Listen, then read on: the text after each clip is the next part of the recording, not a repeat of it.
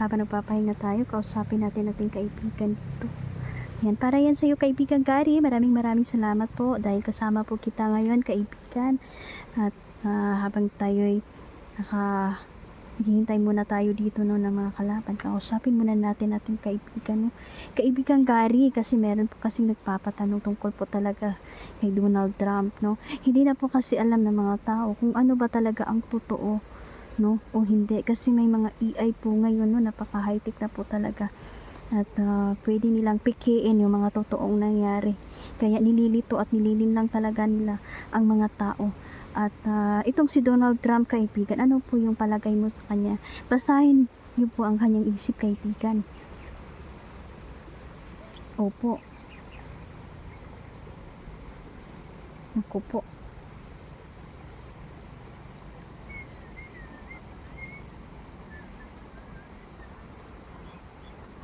itong si Donald Trump daw ay isang traitor talaga. Naku, hindi pala ito dili masaligan ba?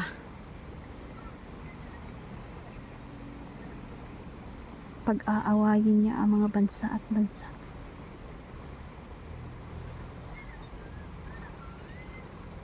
Naku po, napakasamang tao niya. Masama ang kanyang binabalak, sabi ng aking kaibigan.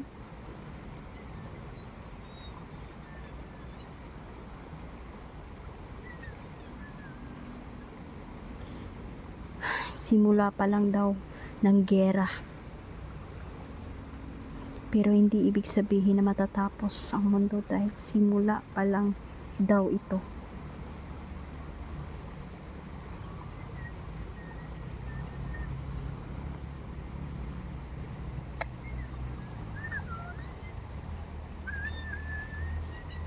Napakasama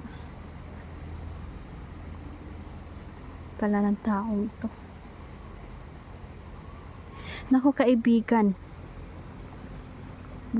sa sinabi mo ngayon kaibigan, maraming mga matay po, lalong lalo na po, at kinababahala ko po yung mga kapatid nating OFW kaibigan na sa ibang bansa.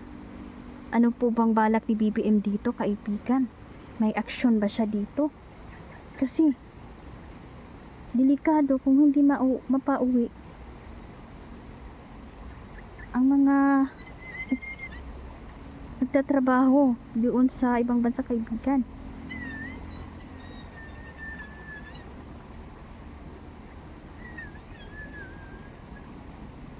Tama po kayo.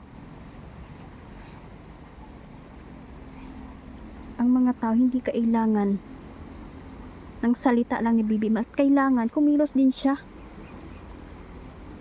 Nako, kung panahon pa ito ni Tatay Digong, sa totoo lang po, ay gumawa na po ng paraan si Tatay Digong para mapabilis na mapauwi ang mga OFW. Kaya nga hindi talaga kinakaibigan, no, ang mga tulad talaga ni Donald Trump, no, na grabe, iba kung mag-isip, punong-puno ng kasakiman talaga dito sa mundo, no. Ang kanilang iniisip lang talaga ay kung paano nakawin ang mga pera ng taong bayan. Napakagulo ng mundo, nakakatakot na magpalaki na ng mga bata ngayon, no?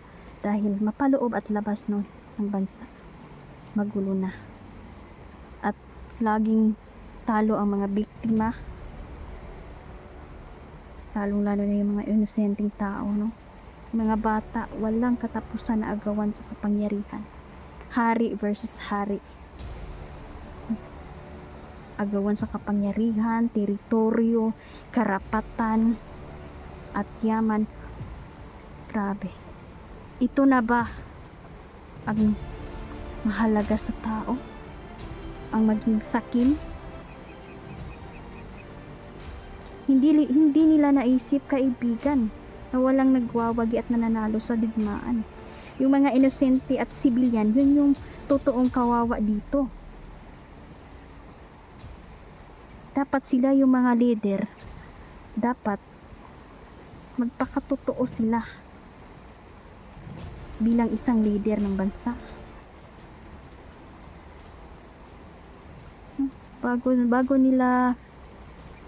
Bago sila mag-isip ng gera, sabi ng aking kaibigan, dapat iniisip muna nila no, na merong mga kawawang mga inosenteng tao, mga bata, matatanda, madadamay.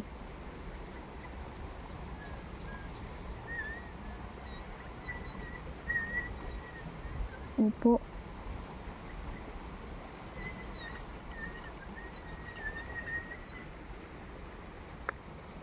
Kalungkot naman. Kumusta po ang kalagayan ng ating Tatay Digong kaibigan? Sana po ay okay siya doon. Ano po sa palagay mo, kaibigan?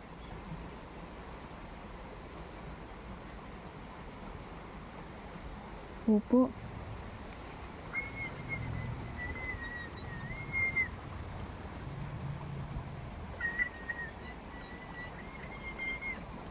Nalulungkot daw talaga si Tatay Digong ngayon, no? At handa na po siya doon na mabawian ng buhay. Nakakalungkot naman po, kaibigan.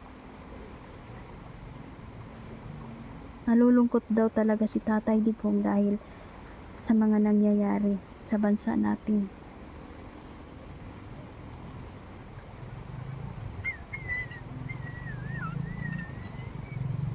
At talagang iniibig talaga daw ni Tatay Digong ang Pilipinas.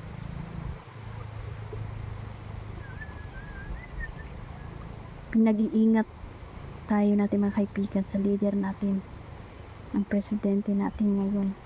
Totoo ba talaga ang kanyang paglilingkod?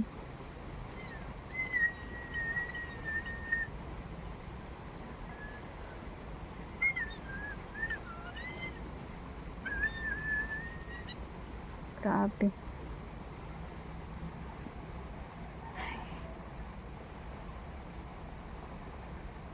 Grabe, no? Talagang wala talaga sa kalingkingan itong si BBM kay Tatay Digong. Kasi pag magyera yung pangbansa at meron tayong mga OFW doon, kung saan nandun yung gera, makakauwi kaagad yung mga kababayan natin kung si Tatay Digong lang ang presidente. Di kasi iniisip ni Tatay Digong yung gastos. Basta safe lang yung mga OFW, yun yung importante sa kanya.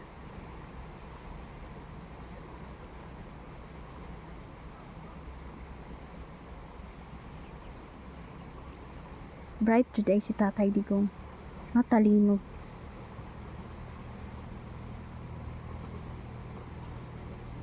Kasi alam niya yung China at US, sabi natin kaibigan, hindi talaga yan magkakasundo.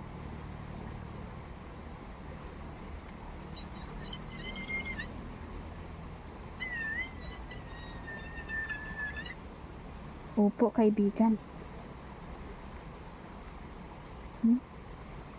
Naragyod sa tunga si Tatay Digong. Kasi alam na ni Tatay Digong na hindi talaga magkasundo ang China at US, no? At di siya nakikipagtalo talaga sa diplomasya. Siya pa yung makipag-usap para walang away at samaan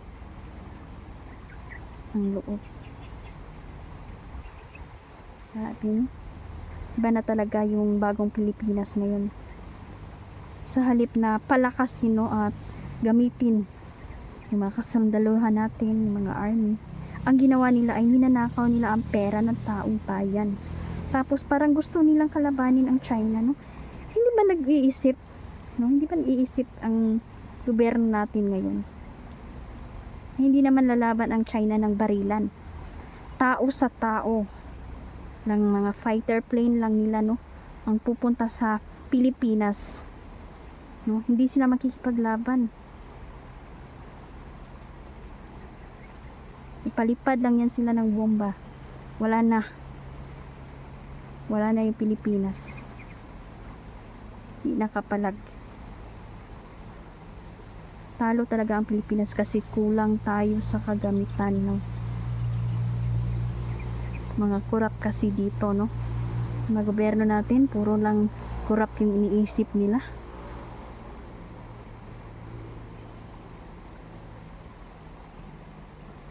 Isang mese lang tayo. Wala. Sabog tayo. Kaya nga, no, sa totoo lang, si Tatay Digong,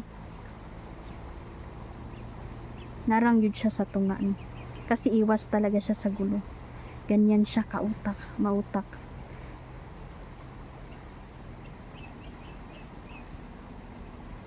Traitor talaga itong si Trump talaga.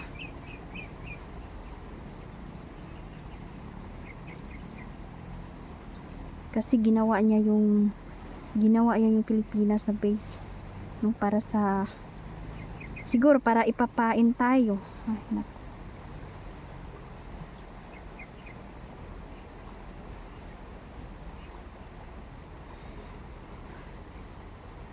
Opo kaibigan, salamat po.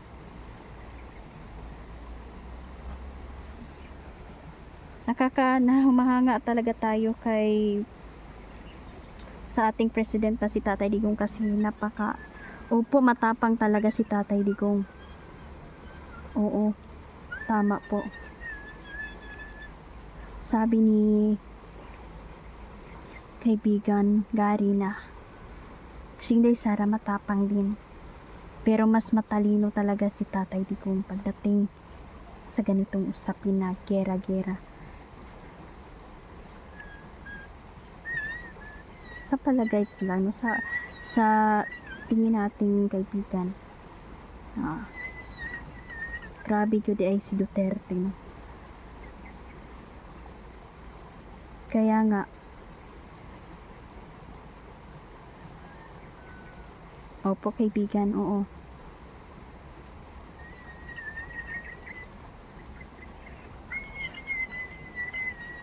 Ayan, opo kaibigan, salamat po.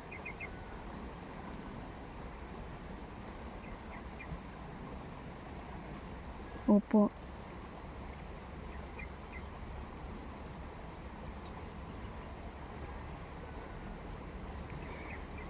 Shout out po pala, no, sa mga OFW natin ngayon. Mag-iingat po kayo dyan, no? Mag-iingat po kayo sa ibang bansa. Kaya marami po talaga mga OFW, no, na nagmamahal kay Tatay Digong dahil sa ganitong sitwasyon, no, na gera na doon. Talagang action agad si Tatay Digong, no? Talagang pinoprotektahan niya talaga ang kanyang bayan. Yan. Hanggang dito na lang po muna, no? Kain ka po para po yan sa inyo. Opo kaibigan. Salamat po sa mga informasyon.